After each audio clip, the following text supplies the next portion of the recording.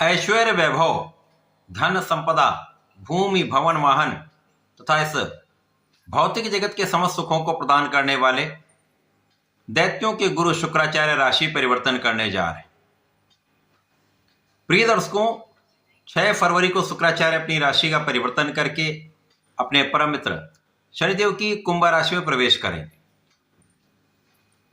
अब ज्योतिष के नियमानुसार यह अत्यंत सकारात्मक परिवर्तन है, क्योंकि जब भी कोई ग्रह स्वराशि या मित्र की राशि में जाता है तो वो अत्यंत बलवान होता है। उसका प्रभाव, उसकी क्षमता, उसके बल में वृद्धि हो जाती। अब शुक्राचार्य यहाँ पर मित्र की राशि में होकर बलवान भी होंगे और यहाँ पर पहले से ही बुध का गोचर चल रहा है और राहु का बुध के साथ युति प्रभाव बना हुआ है, जिसके कारण बुध और शुक्र का महायोग बनेगा। उस पर राहु के युति संबंध का प्रभाव पड़ेगा। ये निश्चित ही कुछ विशिष्ट प्रभाव देने वाला परिवर्तन होने वाला है, जो समस्त राशि के जातकों को प्रभावित भी करेगा, कुछ लाभ भी दे सकता है, कहीं पर कुछ समस्या भी अवश्य देगा। जय श्री गणेश। नमस्कार, मैं आचार्य संजय द्विवेदी। मेरे समस्त प्रबुद्ध दर्शकों का मेरे चैनल पर हार्दिक स्वागत है।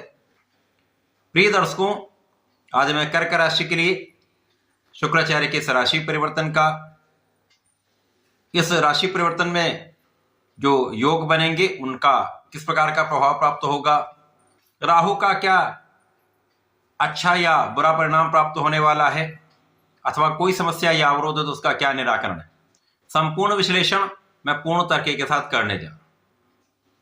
प्रिय दर्शकों, इस राशि फल को आप अपने लग्न तथा राशि दोनों के अनुसार देख सकते हैं। कर्क राशि के लिए यदि हम अवलोकन करें तो शुक्राचार्य आपके लाभ तथा सुख के स्वामी, लाभेश सुखेश का गोचर अष्टम भाव में आरंभ होने वाला है। प्रिय दर्शकों, अष्टम भाव जो कि त्रिक भाव है, ये निर्बलता का भाव है, ये मृत्यु का या आयु का भाव है और यहां पर समस्त ग्रहों का प्रभाव निर्बल हो जाता है। केवल सूर्य और चंद्रमा को कोई त्रिक दोष नहीं लगता है। यहां पर शुक्राचार्य अष्टम भाव में भी होंगे और यहां पर राहु के साथ युति प्रभाव में होंगे, तो यहां कहीं ना कहीं कुछ विशेष परिणामों की प्राप्ति होने वाली।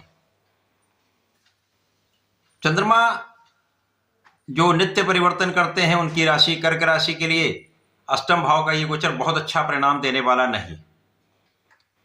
यद्यपि यहां पर बुध और शुक्र का महायोग बनेगा, सूर्य के साथ भी योग बनेगा, मंगल के साथ भी योग बनेगा, तो कुछ स्थानों पर अच्छे परिणामों की प्राप्ति अवश्य हो सकती है, क्योंकि ये जो गोचर आरंभ हो रहा है वो 6 फरवरी से 2 मार्च तक चलने वाला है।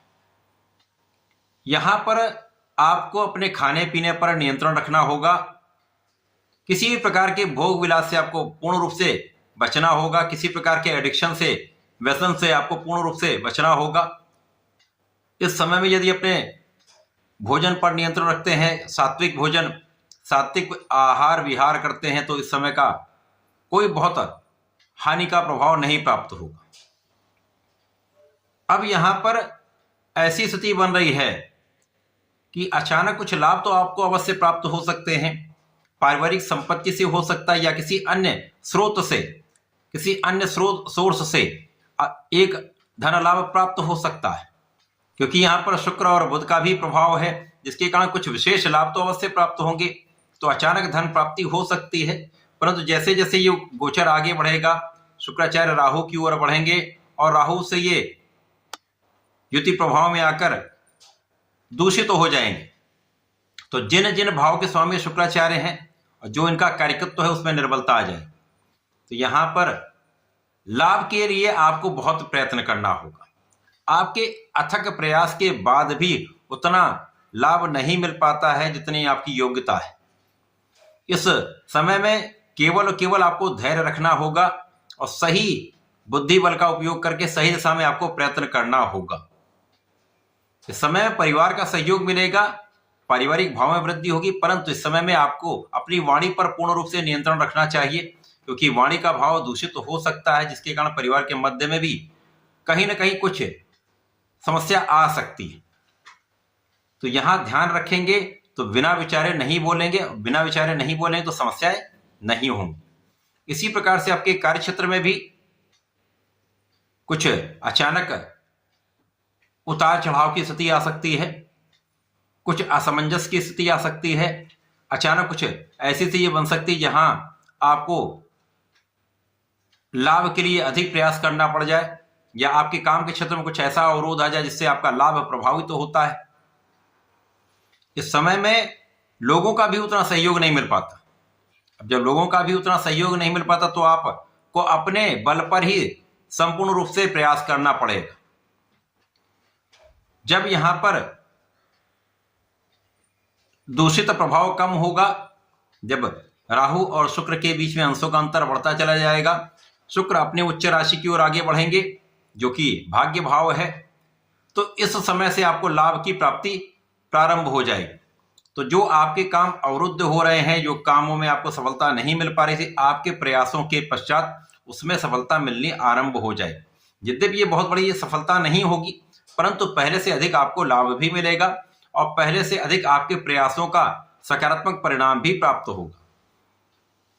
अब क्योंकि शुक्राचार्य जो इस भौतिक जगत के समस्त सुखों को देते हैं, भूमि भवन वाहन का लाभ देते हैं, बड़ी इंडस्ट्री का लाभ देते हैं, कला क्षेत्र में बड़ा नाम कराते हैं, बड़े व्यापार में धन का लाभ कराते हैं, तो यहां पर आपके सुख संसाधन होते हुए भी आप उनका उपभोग नहीं कर पाएंगे। परंतु जैसे जैसे ये गोचर आगे बढ़ता जाएगा, शुक्राचार्य नवम भाव की ओर बढ़ेंगे, तो आपको पहले से अधिक सुख प्राप्त होगा, सुख की मात्रा भी बढ़ेगी और आप अपने सुख संसाधन का उपयोग भी कर पाएंगे। भूमि भवन वाहन से यहां पर कुछ लाभ आपको प्राप्त होने लगेगा। इस बीच में आपके माता का स्वास्थ्य कुछ निर्बल हो सकता है, माता के स्वास्थ्य का ध्यान आपको निश्चित रूप से रखना चाहिए, तथा लोगों के बीच में आपका प्रभाव कुछ क्षीण हो सकता है।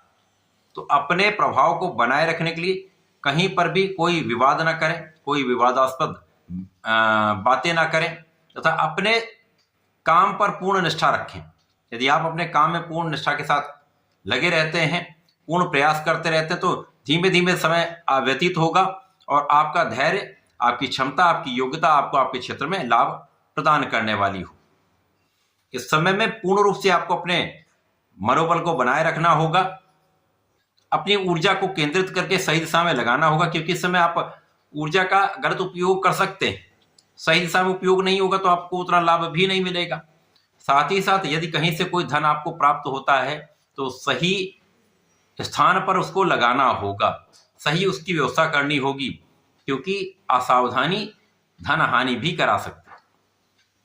तो शुक्राचार्य का ये परिवर्तन कर्क राशि के जातकों को कुछ समस्या दे सकता है, कुछ कठिनाई अवश्य होगी, परंतु इससे बचने के लिए आपको नियमित रूप से भगवान भोलेनाथ की आराधना करनी चाहिए। नमः शिवाय पंचाक्षर मंत्र का नित्य जप करना चाहिए, कम से कम एक माला का जप अवश्य करें, तो कष्ट आपके कम होंगे, आपको समस्याओं से निकलने का मार्ग मिलता जाएगा। तथा भगवान गणपति की आराधना करेंगे तो इस समय आप अपने बुद्धि बल का उपयोग करके समस्याओं का निस्तारण कर पाए। तो ऐसा करके इसका उपयोग करें। धन्यवाद, नमस्कार।